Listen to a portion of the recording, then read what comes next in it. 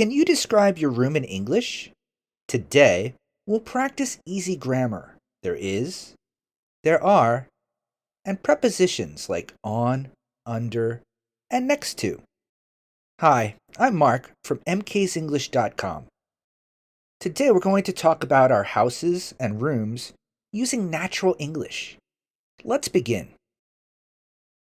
We use there is for one thing.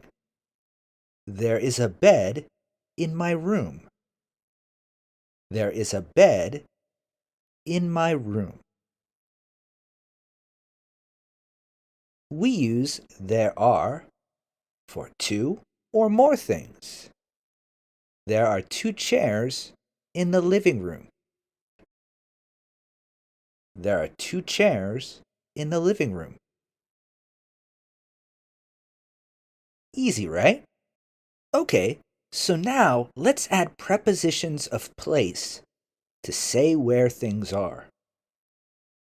Listen and repeat. On the table. On the table. Under the bed. Under the bed. Next to the door. Next to the door. In the closet. In the closet. Behind the sofa. Behind the sofa. In front of the TV. In front of the TV.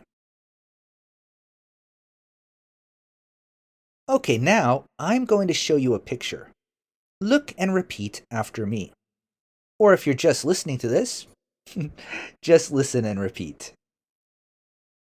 There is a bed in the room. There is a bed in the room. There is a desk next to the bed. There is a desk next to the bed. There are books on the desk. There are books on the desk. There are shoes under the bed. There are shoes under the bed. Now it's your turn. Think about your room. Try to answer these questions in English. What is in your room? Where is your bed? What is next to your bed? Are there any books on your desk? Don't worry if it's not perfect. Just try. Great job today.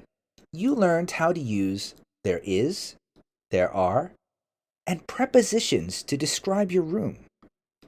Leave a comment and tell me what's on your desk right now.